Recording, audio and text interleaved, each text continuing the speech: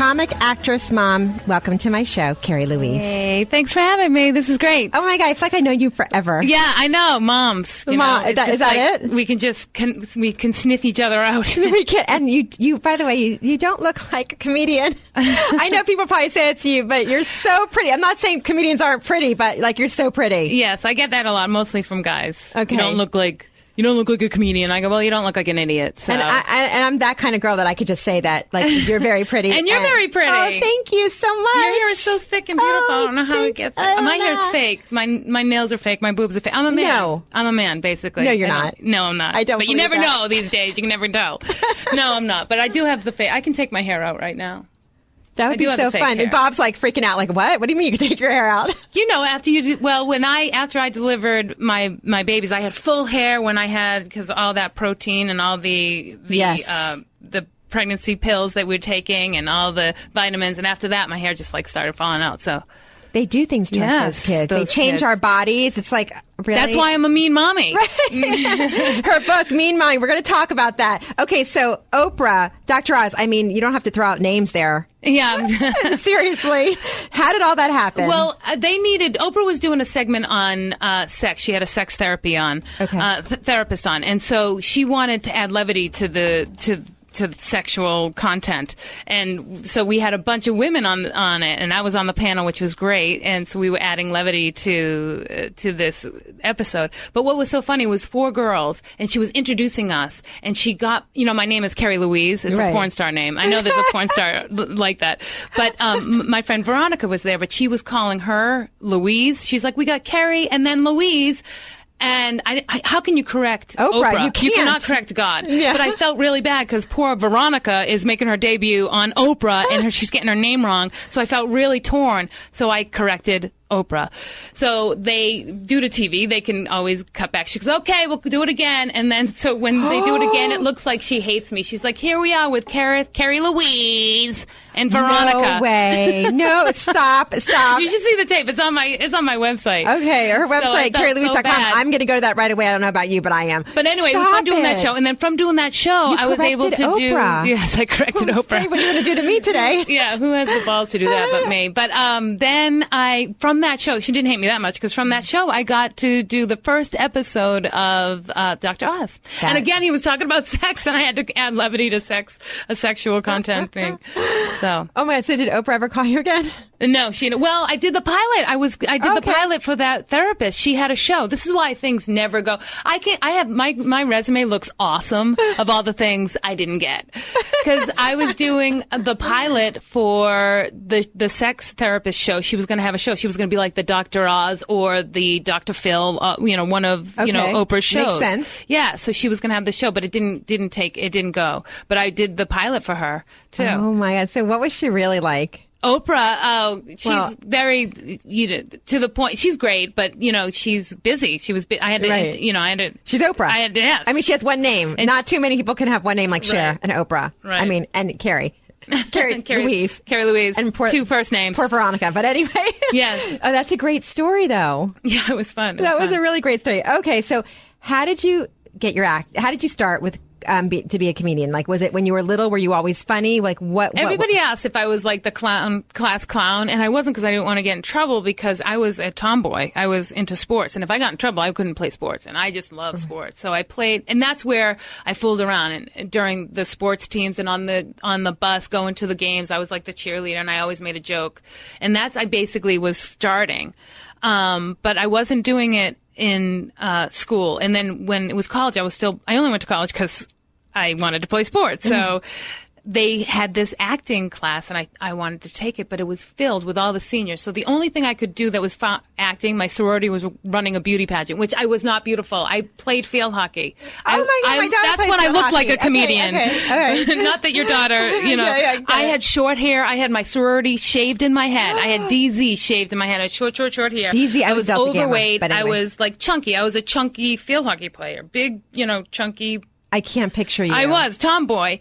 So, but I wanted to do stand-up comedy for this beauty pageant. So I did it. And for my college, I represented my college to do this pageant, and I won. Oh my God. There was only 4 other gay guys involved. But anyway, I won. I'm doing stand-up, and I didn't know it was a preliminary for the Miss New Hampshire. I went to school in New Hampshire, and it was a small school, so I won that pageant, but it was a preliminary for Miss New Hampshire. So I represented Miss Plymouth State in the Miss New Hampshire pageant. Now I'm involved in this huge pageant, with 15 John Benet Ramsey types.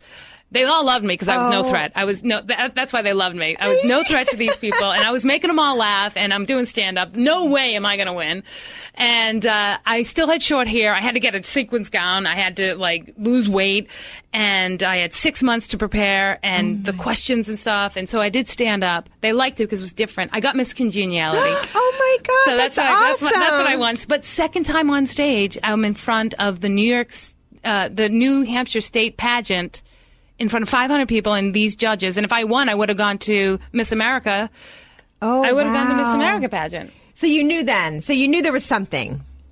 Yeah. So after that, I fell in love after that. I was making those people laugh, and I wasn't afraid to do it. Right. And that's what life is about, to make people laugh, right? Laughter. We all need laughter, because laughter gets us through anything. It does. Yeah, that's why I've been married so long.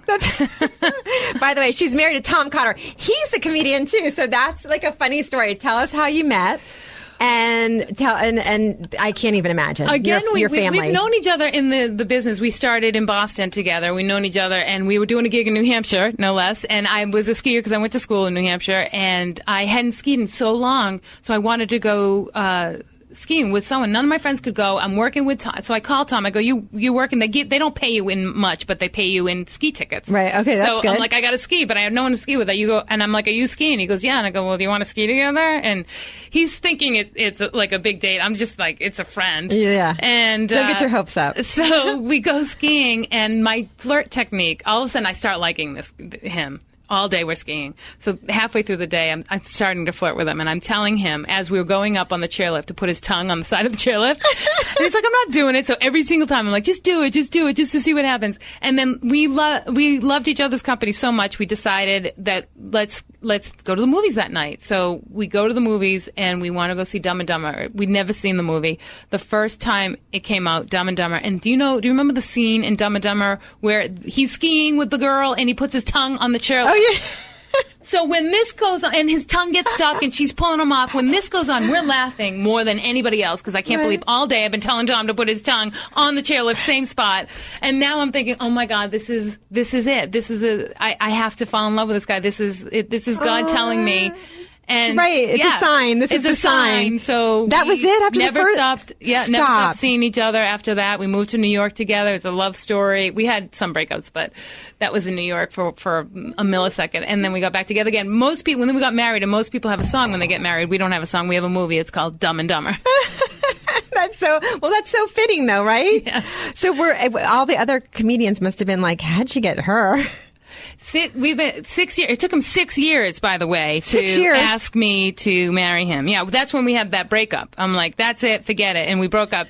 And but I knew we were going to get back together because we're in New York City, and I ran into him in my bedroom, which was so weird. I don't know how it happened, but yeah. So that was that.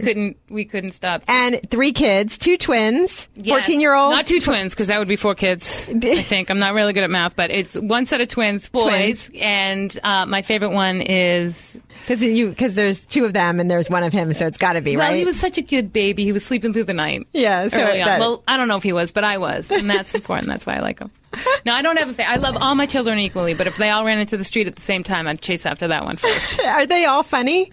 They're funny, and I try not to encourage it because it's hard to be a comic. And like you said, how do you do it with the 2 comics? Right. I didn't fast forward. I should have married a lawyer to help pay for my comedy career. I mean, we're working at the same time, and it's so hard. Like when the phone rings and they ask me if I can do a gig, I have to go, well, I don't know. It becomes like a math problem. How much you pay me? Is my babysitter going to make more money than me? Where's my husband? I know my husband's never going to be around. When the phone rings for him, he's like, yep, I can do it. Boom. A guy. Because they don't think about the laundry and the food and the dinner and the lunch and the driving and how am I going to get and my the sports at nighttime and who's going to birthdays and No, they don't. Am I prepared? You know, when someone asks me for a gig, I have to think, can 5 people do the one job while I'm gone? Right. Yeah. And how am I going to get 5 people? And it never happens. Yeah. Because the job doesn't get done unless we do it as the mothers, right? Right. So fast forward. So they are funny. And do they laugh that they say mom and dad are both comedians? Oh my God. Yeah, they'll start coming up with jokes, and then they'll look to see if I'm going to laugh, and I try not to. It's like, you're laughing, Mom. I'm like, no, not. Like, I don't want to encourage the fact that they would be good at stand up, but I can see they have it, and they like these really brilliant shows, well written shows, and they can see it. I know that they can see like a well written joke. And they're starting to do it. I'm so scared. I would love to take a video. You know, you guys should be a reality show, but a real good reality. We had a reality show when they were 2. When my twins were 2, Tom and I were going to take the road together. We sometimes do stand up together at the same time on the stage. I can't. And that was what our show was about. Too Funny. They were 2 years old. Okay, we were the show. Okay. TWO Funny on the Women's Entertainment Network. Oh my gosh! Yes, what was that like? It was great. It was fun, but you know, we're a little edgy, and Too Funny kept on saying, "You can't do this." Like, we couldn't throw our twins up in the air and catch them. They're like, "Oh, you can't do that." I'm like, "Come on, that's the funniest thing ever." But people do that all the time. I know. So there was a lot of hard things to like get past. But we're hoping that another network will pick us up. We're talking to some people about developing another show. Listen, these days they can take the iPhone and they can follow you around. They don't even need a whole production crew. You guys can do it yourself. That's why I started My Mommy Minute, which you can find on YouTube. Okay, and yes, and I want to tell everybody you can find a lot of things on her website, KerriLouise.com. If you just tune in, comic actress mom. There's her bio, her tour dates, contact information, the store. So for all the information, you can go on her website, KerriLouise.com, and her new book, Mean Mommy. We got to get to that, but wait, I have to get back to this. You guys have to be a reality show. I'm just saying again. Yes, well, that's why I created Mommy Minutes. They're 5-minute clips. Like, if something happens, I'm like, oh my God, I got to recreate that. That's so. Like, remember the bottle flippings? Did your kids get into the bottle flipping? Yes, it's so annoying. Oh, it's so now it's the annoying. The spinner, and all that. And again, I know. we had to get. My husband went all over the world to get fidget spinners. They were all out, and now they don't even play with them. It's like a week. They just and every different color, and every store has a different price on the tag on them. It's crazy. Yeah, so I do videos on that, or stupid things that go on in the bottle. It's like, can you stop with the bottle already? My daughter, not so much. If you go on YouTube, you'll see it. I freak out at the very end. I take the bottle and I throw water all over everybody. I'm like, oh no! I think I'm following you home today just because I want to do that. I want to be the producer on that. Okay, so the boys are funny. How do you manage all this? Because, like you said, it's difficult. I think with humor and like that, I use humor too with the kids, like just being very sarcastic so they can learn. You know, shut the lights off. Pick up. I'm not going to be picking up your socks. Right. Instead of getting mad all the time. I try. The first thing you want to get just mad, but you try to just use humor. So does everyone always want to come hang out at your guys' house? Oh, we have. Well, I don't think it's because we're funny. We have a trampoline. That works. That works. It's not you and Tom. It's just that. Okay, so the book, it's very, very funny. Thank you so very much. easy read. Mean Mommy. Why the book? Well, yes, I did a fast read, fast chapters, because we're moms. We don't have time to read. So that's right. And we can't even go to the bathroom alone. So I figured I'd write something really quick. And Mean Mommy is there's a poem in my house that I grew up in. It was about being a mean mom. Like, moms give you curfews, make you do chores, make you do that. We need more mean mommies in the world. And that's what I think. I wanted to go back to the basics. Like, not everybody's going to get a trophy. Right. You're going to lose. Right. So there. Deal with it. And be a good sport, winner or loser. Right, exactly. And just deal with it. Not everything's going to be pampered. And I'm going to be mean. If you're not going to eat your vegetables, then you're not going to eat anything. I'm not going to make something else for you. Right. And that's what it's about. And I think we need more mean mommies. I think we need to go back to the basics, and we need more mean dads. And if your kid is not saying you're mean, I hate you, then you're not doing your job. And I like you're very honest in this, and yes. and I'll start from even at the very beginning of the book. So here was my plan: I'd be a stand-up comedian for a while and live in New York City. I'd soon get discovered, be cast in a successful sitcom, and become famous. I'd get married to a successful, handsome, famous someone. We'd have an awesome home and a huge playground in the back. I mean, it goes on, and it says, "Here's what really happened." It's been a struggle. I've been a struggling comedian for 12 years, and I finally got married to another struggling, handsome. I liked how you put that word in. Handsome. Just to be comic in my 30s. 6 months later, I thought my eggs were going to dry up, and I panicked, and we got pregnant. Okay, so you're very, very, very honest in here. Like, we all have these dreams.